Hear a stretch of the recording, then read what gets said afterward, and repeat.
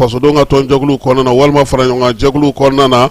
k'o ta sa k'o kɛ ka faso yɛrɛ kɛlɛ ka taa fara maaw ka maa minnu bɛ yen n'olu ko k'u tɛ Mali fɛ bi u tɛ fɛ ka Mali y'a ɲɛna pewu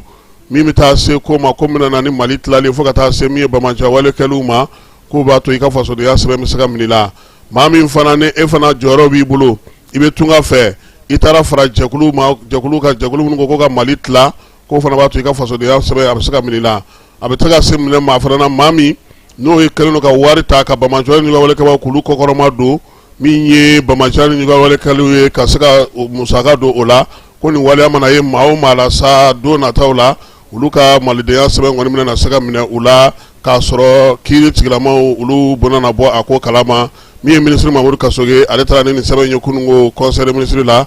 min ye ɲɛbila sɛbɛn don n'Ala sɔnna ma kan ka taa CNT la baabu bɛ k'a kan fɛɛrɛ minnu fɔra ani laɲini minnu kɛra n'a sɔrɔ a bɛ se ka bɛn n'a tɛ bɛn u n'a sɔrɔ ka baara kɛ ni a ye minisiri ma an ka jamana ni jamana cɛ sira yɛrɛ ko la sa ale ko min ye Wagadugukaw fɛ yen banki min bɛ farafinna tilebiyan fan fɛ yiriwaliko ta na sira fɛ Mali ale ye juru ta o la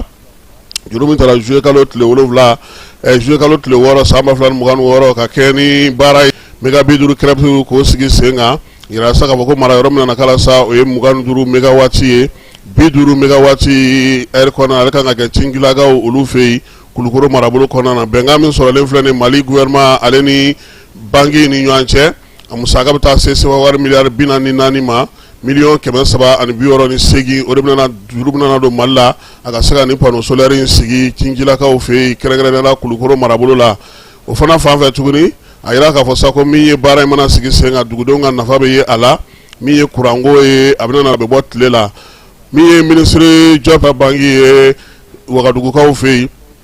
o juru fana taara tuguni nin kalo in tile 3 n'o ye juillet kalo tile 3 ye san 2026 juru in ale ta kun ye min ye ka se ka dɔ fara kalanyɔrɔw kan kalansow kan kalanfɛɛrɛw kan an ka jamana kɔnɔ sefa wari miliyari 48 Mali ye o juru ta sa yaasa a bɛ se ka baara kɛ n'o ye cogo min na ka se ka min ye sanayɛlɛ kalansow kalan yɛrɛ ni ɲininiw ka se ka olu kɔkɔrɔma don ni baara kɛ an ka jamana kɔnɔ conseil des ministres ye jɔyɔrɔ di maa kelen ma kunungo ministre min bɛ sɛnɛko kunna ale ka secrétaire général o kɛra Abdramane Touré ye o ye ingénieur agricole ye génie rural ye o maa don baarakɛlaw ni baara bolodalenw tɔgɔ la sa ministre ma an ka jamana cɛ sira ɲɛnabɔ ko kunna sa ko k'u tun bɛ Nigerkaw fɛ yen AES ale ni Irisila ka ɲɔgɔn ye filanan o kɛra juillet kalo tile 8 Ɲamɛkaw fɛ yen baara in kuncɛli la sa bɛn kɛra sabula sɛbɛnna sɛbɛn b'a jira sa k'a fɔ ko laɲini minnu kɛra sa kura bɛna kɛ ka fara olu kan kɛrɛnkɛrɛnnenya la politiki bɛn kelenya jiriwali ka taa se lakanako ta na siraw ma ale ni jamanaw cɛ sira ɲɛnabɔ baaraw k'u bɛna fangaba don o la ka ɲɛsin bamajan wale ni wale kɛlɛli fana ma u y'a jira sa ko lajɛ in senfɛ Nigerkaw fɛ yen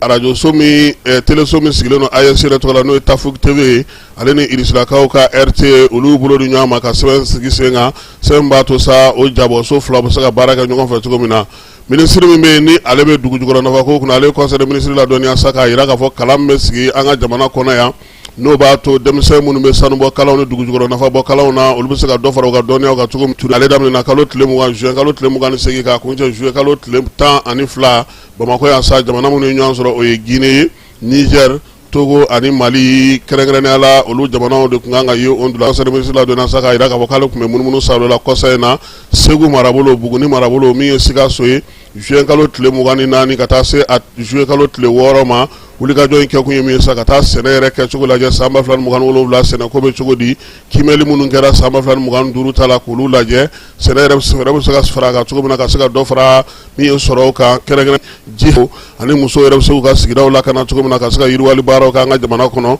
k'u bɛna na taa o baabu bɔ ka bi Kulukorokaw olu fɛ yen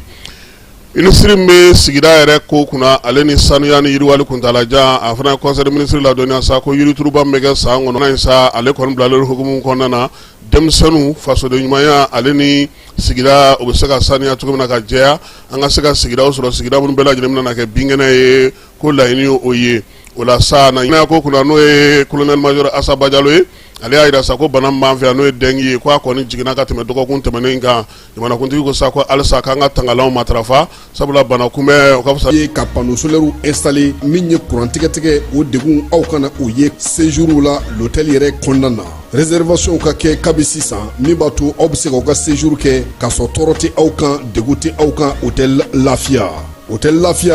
Lafia ale cokolen bɛ i kini bolo yan fan fɛ. I bɛ se ka weleli kɛ nɛgɛjuru siraw fɛ 21 42 14 11 76 01 01 98 01 01 98 66 78 72 04. Hôtel Lafia référence do. Falai ulumasiri tawaga dagatigi ko ka da bela jele tulo ka min ye armée sa ko ale kɔni ka cɛden dɔw n'o y'u ka convoi o bina jano kɔnɔna na Tabarashatikaw fɛ Tabarashat o bɛ Gawo ale ni Anefis marabolo ni ɲɔgɔn cɛ o wulikajɔw bɛ senna yaasa min ye armée ye a na tila ka kibaruyaw di maaw ma wala in kɔni kɛra bi Tabarashat ale min ye Kidal marabolo kɔnɔna na min ye Amiskadi janba dɔ o de kɔni an ka cɛdenw bina o de kɔnɔna na o taatɔ ni minɛnw ye Anefiskaw olu fɛ yen ko ni Ala sɔnna ma min mana bɔ a tɔ la u na tila ka communiqué kɛ ka o ɲɛfɔ min ye Américains ye sɔrɔko ta na sira fɛ olu ni Mali premier ministre ye ɲɔgɔn ye min ye Américains ka secrétaire d'état ye sa ale min bɛ munumunu salo la nin waati in na a kun ye jamanakuntigi tɔgɔ la sa n'o ye général d'armée Assimi ye ni secrétaire adjoint n'u ɲɛsinnen don farafinna ka kow ma sa n'o ye Franck Garcia ye ale bisimila Ablaye Mayiga fɛ primature ale kɔnɔna na kunungo juma maa kofɔlen nana sa ka na lajɛ Mali yɛrɛ bɛ ka baara minnu kɛ bi kɛrɛnkɛrɛnnenya la olu Américains ɲɛ bɛ fɛn mun na bi fala ye o ye u sen bɛ se ka don an ka jamana sɔrɔ kow la cogo di sanubɔko kumaw babu ye tali kɛ o la kosɛbɛ kɛrɛnkɛrɛnnenya la u y'a yira sa k'a fɔ ko fɛɛrɛ kura minnu b'olu bolo bolodiɲɔgɔnma kan ka sigi sen min kan nka olu yɛrɛ sɔnna a ma sa k'a fɔ Mali ka yɛrɛma hɔrɔnya Mali bɛ ka sira kura minnu ta olu tɛna u da don olu kow la olu jɛra n'o ye u y'a yira sa kɛnɛya ko ta nasira fɛ fɛɛrɛ mun b'u bolo min ye yɛlɛmalu waati yɛlɛma kɔlɔlɔ kunbɛlu fana na ka taa se diɲɛ yɛrɛ mago tɛ ɲɛ fɛn min kɔ bi n'o ye subahana mansinw ye olu ko bɛɛ lajɛlen kuma bɛ a la secrétaire d'état adjoint a y'a yira sa k'a fɔ k'a dalen don a la k'a fɔ ko zen ko ni Mali na ɲɔgɔn faamuya yaasa hakilinaw ka kɛ kelen ye olu ka maa minnu bɛ n'u b'a fɛ ka na tɔnɔ ka tɔnɔ bɔli k'an fɛ yan dugujukɔrɔ nafakolaw ka se ka sira sɔrɔ premier ministre ko ale ye ciden ye a ye kuma bɛɛ lajɛlen la mais n'Ala sɔnna ma na commencé ka jamanakuntigi ye ɲɛfɔli o na kɛ a la don nataw kɔnɔna na halisa an bɛ to premier ministre ka yɔrɔ la jɛkulu min sigilen don farafinna an fanfɛ bolo ko ɲɛnabɔli kan tunkarankew ka ko ɲɛnabɔli kan maa min bɛ taa tunga fɛ fala ye n'o ye OIM ye ale ɲɛmaa min bɛ an fanfɛ bolo kunna n'o o ye muso ye ale ye Sylvia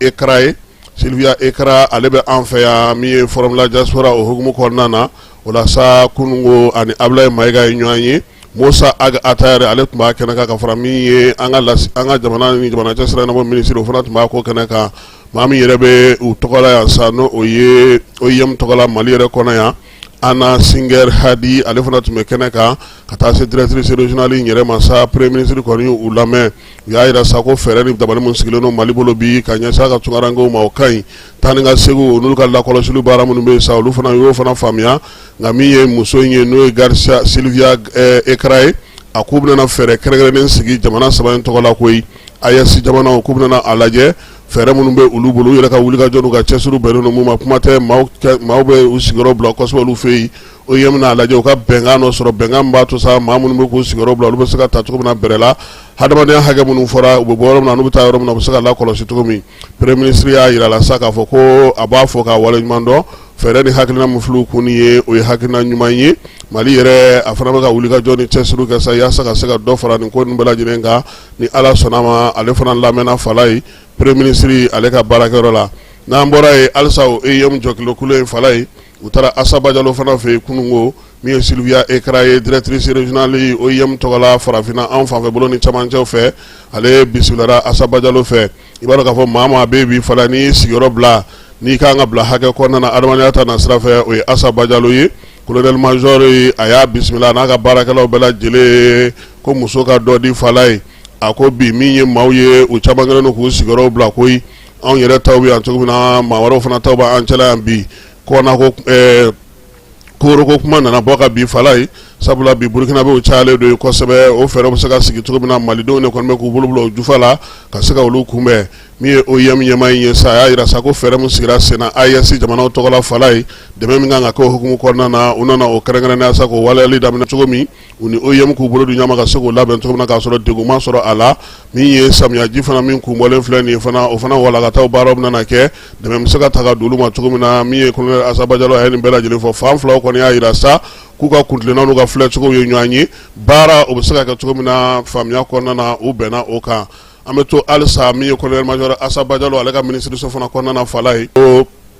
a ma kala ale tun bɛ kɛnɛ kan min ye maa min yɛrɛ bɛ jɔnjɔn ni Mali tɔgɔ la n'o ye général Sagafuru Gueye ye o fana tun bɛ yen anw minnu kan ka jɔnjɔn sɔrɔ an bɛɛ lajɛlen dafalen tun bɛ kɛnɛ kan ye fala ye maa si ma to kɔ ministre kɔrɔ fara kura kan ani maa kun kan ka jɔnjɔn sɔrɔ a maa 35 bɛɛ lajɛlen nana tɛyi